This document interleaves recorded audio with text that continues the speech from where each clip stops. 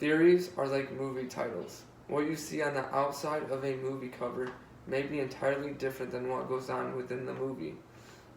As we read the back of the cover, it may go into detail, but only enough to get you to want to watch the movie, to learn more about it.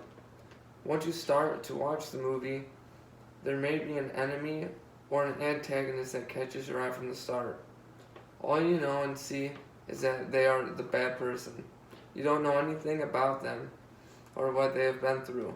But once the movie carries out, you start to learn more about the characters, almost to the point to where you feel a special connection with them. It takes time to fully understand a person, like in a movie, just like it does in real life. I'm relating all of this to social penetration theory, a theory that the closer you get with someone, the more you learn more about them. On the other hand, I feel like if someone is trying to get to know you, you ask yourself if it is even worth getting to know them through the first impression meeting them, thinking to yourself, if I disclose my information, will this turn into anything, or is it not even worth communicating to them? And if it is, can I imagine this person in my life or not? Is it worth it? And deciding between whether or not it is worth it will then soon influence your decision to whether or not to disclose your information. The process of deciding whether or not they are a benefit to you or not is considered the social exchange theory. This theory compares if the relationship is more rewarding than it is cost worthy, and if it is more cost to you, then you will be displeased, but if it's more rewarding, then you will be pleased. This is the theory of social exchange theory. To me, I think that the two are very similar to be apart from one another. You are constantly thinking, and when someone approaches you, you immediately judge them without even thinking about it.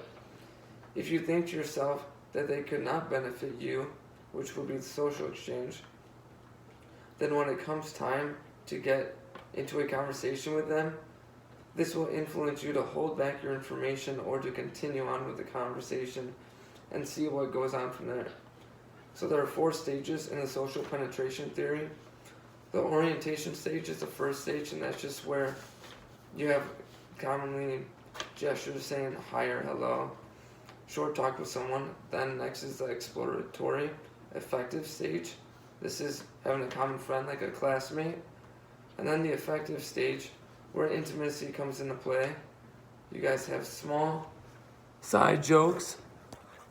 And then lastly is the affective stage, where intimacy comes into play.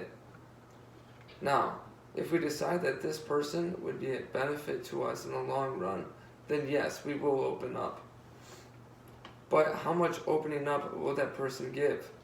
I think the social penetration theory is a whole, if we were to say, and the social exchange theory is broken down into parts of the social penetration theory. For example, if someone asks you on a date and you say yes, this is entering both theories at the same time, and I'll tell you why. On a date, you aren't going to disclose your name and just short talk. And you're going to expand on it, and some people will even ask you out without even knowing your name to begin with.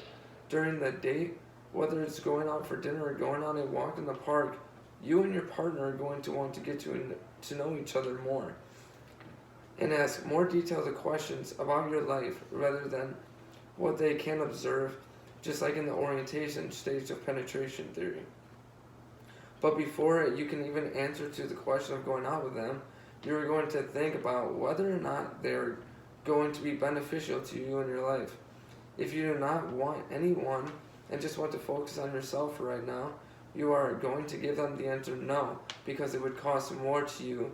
Or if you have just gotten out of a toxic relationship and still need time to recover, your answer would be no. But at the same time, you are not letting the person get past the first stage of social penetration theory, the orientation stage, for what they can just observe about you. Now that we've talked about these two theories, let's close the curtains and move on to the conclusion. The two theories, although that they are categorized as being two completely different concepts, given for the information that I've just presented you today, are the reasons of why I believe that they fall into the same category and should be labeled as the same. These two categories basically summarize how we get into relationships and what moves on from there. Thank you.